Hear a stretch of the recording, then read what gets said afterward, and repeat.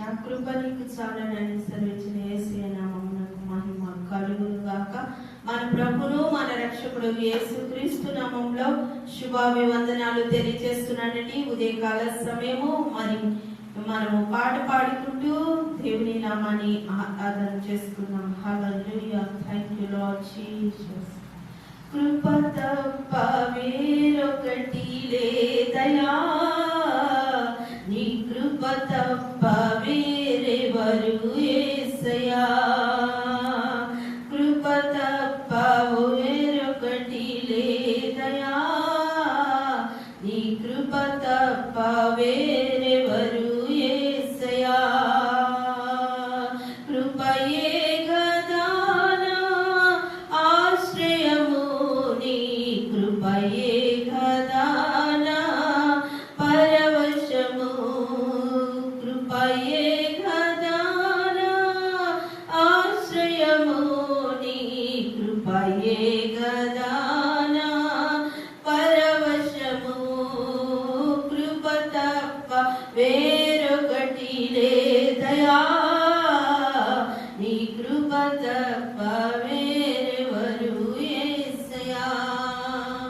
నీ కృప నన్ను విడువనిది, నీ కృపయే ఎడబాయనిది. నీ కృప నన్ను విడువనిది, నీ కృపయే ఎడబాయనిది. నిత్యము నిలుచును నీ కృపయే, నిత్యము నిలుచును నీ కృపయే.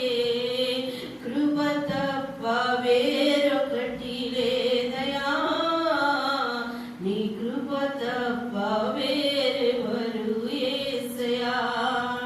అడుగడుగున నన్ను నీ కృపయే, అణువణువున నన్ను నీ కృపయే. అడుగడుగున నన్ను నీ కృపయే, అణువణువున నన్ను నీ కృపయే. నా ఎడ కురిసెను నీ కృపయే, నా ఎడ కురిసెను నీ కృపయే. కృప తప్ప వేరొకటి లేదయా, నీ కృప తప్ప వేరెవరు యేసయ్యా. హల్లెలూయా. ఈ ఉదయకాల సమయంలో మనము వాగ్దానాన్ని విందామండి. పాస్టర్ సల్మాన్ రాజు గారు వచ్చి మరి వాగ్దానాన్ని మన మధ్య తెలియజేస్తారు. హల్లెలూయా. దేవుని నామము మహిమపరచబడును గాక. మరి ఈ 2025 సంవత్సరము మే మాసము 22వ తారీఖున ఉదయకాలము దేవుని వాక్యములు ధ్యానించుకున్నాము. కీర్తన గ్రంథము 89వ అధ్యాయము 28వ వచనము, నా కృప నిత్యము అతనికి తోడుగా నుండ చేసేదను. ఆమె దేవుడు దావీదుతో అంటున్న మాట ఇది. హల్లెలూయా. దావీదుకు ఇవ్వబడిన శ్రేష్టమైన వాగ్దానాల్లో ఇదొక వాగ్దానము. హల్లెలూయా. ఎన్నో వాగ్దానాలు ఉంటాయి మానవుడికి దేవుని ద్వారా, కానీ కొన్ని వాగ్దానాలు మాత్రము ఎంతో శ్రేష్టమైనవి, ఎంతో ప్రాముఖ్యమైనవిగా మనం గమనించాలి. హల్లెలూయా. ఉదాహరణకు పౌలు కూడా దేవుని సన్నిధిలో ప్రార్థన చేసినప్పుడు పౌలుతో కూడా దేవుడు ఏమంటాడు?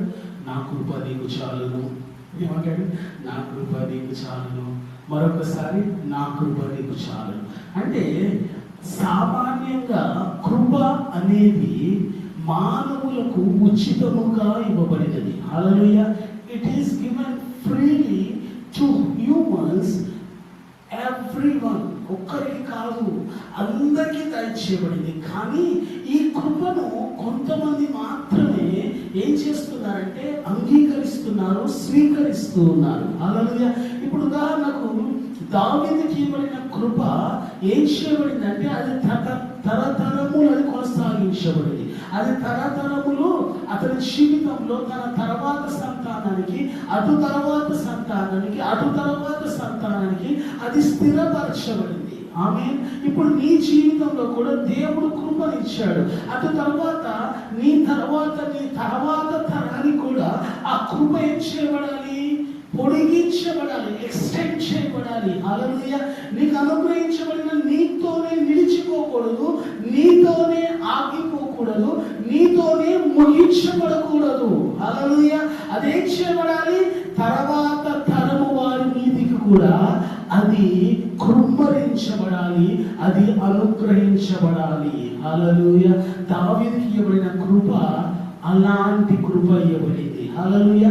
దావీదుకి ఇచ్చిన కృప నీ జీవితంలో కూడా దేవుడు ఇస్తూ ఉన్నాడు. నీకొక్కడికే కాదు, నీ తర్వాత రాబోతున్న తరాలు కూడా అదే కృపను దేవుడు అనుగ్రహించబోతున్నాడు. ఇక్కడ చదివిన మాటను మనం చూస్తే ఏమంటున్నాడు? నా కృప నిత్యము, చెప్పండి, నిత్యము తోడుగా నుండ చేసేదను. ఆమేన్. నా కృప నిత్యము అతనికి తోడుగా నుండ చేసేదను. అంటే ఒక వ్యక్తికి ప్రత్యేకంగా సూచిస్తూ, చూపిస్తూ, ఈ వ్యక్తికి నేను నా కృపను నిత్యము తోడుగా ఉండనిస్తాను. హల్లెలూయా. ఇప్పుడు దేవుడు నిన్ను చూసినప్పుడు, లేకపోతే నువ్వు దేవుడిని చూసినప్పుడు దేవుడు నీతో ఈ మాట అనగలుగుతున్నాడా? నీవు ఆ మాట అనిపించుకోగలుగుతున్నావా? అతనికి తోడు ఉండ చేసేదను అనే మాట నీవు కూడా నేను కూడా అనిపించుకోగలుగుతున్నామా? అంటే దేవుడు అందరూ చూసి ఈ మాట అంటాడా? నా కృప నిత్యము అతనికి ఉండ చేసేదను అనే మాట చెప్పండి. అందరికి చెప్తాడా? అందరికి చెప్పాడు. కొంతమందికే చెప్తాడు. కొంతమందికి ఇది అనుగ్రహించబడింది, కృప ఇవ్వబడింది, కానీ అది నిత్యము కాదు. హల్లెలూయా. నీకు కృప ఇవ్వబడింది, నాకు కృప ఇవ్వబడింది, కానీ అది నిత్యము ఇవ్వబడిందా? నిత్యము మనం పొందుకోగలిగామా? నిత్యము అది మన జీవితాల్లో నిలిచి ఉందా? నిత్యము మన జీవితాల్లో తోడుగా ఉందా? నిత్యము మన జీవితాల్లో దాన్ని మనము అనుభవిస్తున్నామా అనే మాట దేవుడు మాట్లాడుతూ ఉన్నాడు. అలా నువ్వు పొందుకోవాలి అంటే నీవు అతనికి హృదయానుసారుగా జీవించాలి. ఆమె దావీదుకి కృప నిత్యము ఎందుకు తోడుగా ఉంది? దేవునికి హృదయానుసారుగా ఉన్నాడు, దేవునికి ఇష్టమైన జీవితం జీవించాడు, దేవునికి నచ్చిన జీవితము కలిగి ఉన్నాడు. కాబట్టి దావీదుకి అతని కృప, దేవుని కృప నిత్యము తోడుగా ఉంది.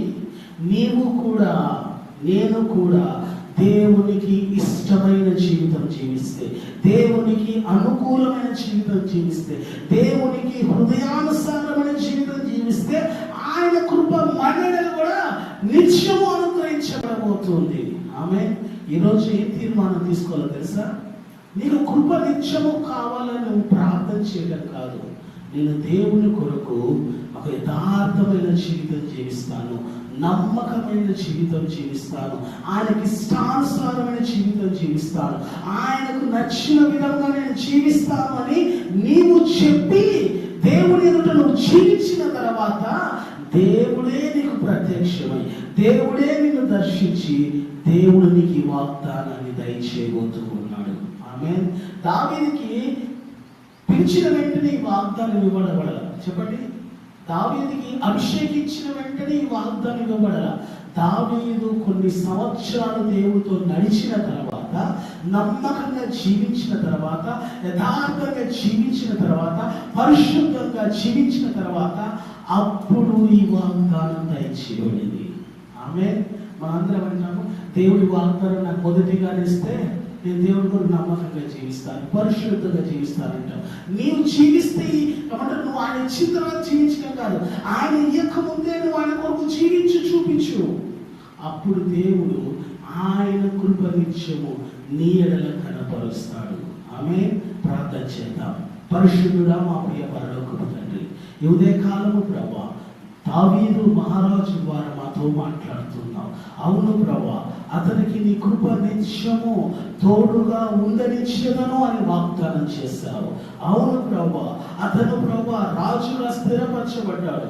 తండ్రి నీకు వందనాలు, తండ్రి నీకు వందనాలు. అటు తర్వాత అతను దర్శించావు, ప్రత్యక్షపరచుకున్నావు, అప్పుడు ఈ వాగ్దానం ఇచ్చావు, నా కృప నిత్యము అంటున్నావు తండ్రి.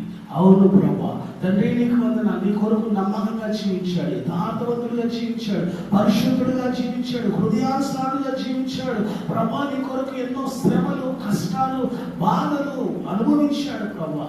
అయినా కానీ నిన్ను విడిచిపెట్టలేదు, అయినా కానీ నిన్ను తొలగిపోలేదు ప్రభా. దాన్ని బట్టి నువ్వు అంటున్నావు, నా కృప నిత్యం అతనికి తోడుగా ఉండనిచ్చేదను అని. అవును ప్రభా, ఎవరైతే ప్రభా నీ కొరకు నిలబడతారో, ఎవరైతే హృదయానుసారంగా జీవిస్తారో, ఎవరైతే ప్రభా వాక్యానుసారంగా జీవిస్తారో, ఎవరైతే ప్రభా యథార్థమైన జీవితం కలిగి ఉంటారో వారికి కూడా ఈ వాగ్దానం దయచేయబడుతుంది అంటున్నావు తండ్రి. నీకు వందనాలు. మేము కూడా ప్రభా నీ కొరకు పరిశుద్ధంగా జీవించి నీ ద్వారా ప్రభా ఈ వాగ్దానం పొందుకోవడానికి సహాయం చేయమని యేసు నామమున అడుగుచున్నాను ప్రియ తండ్రి. ఆమేన్. హల్లెలూయా. దేవుడు మనందరినీ దీవించిన గాక. పాస్టర్ సాల్మన్ రాజు యూట్యూబ్ ఛానల్ని ప్రతి ఒక్కరు సబ్స్క్రైబ్ చేయండి, లైక్ చేయండి, షేర్ చేయండి. దేవుడు మనందరినీ తోడుగా ఉండను గాక.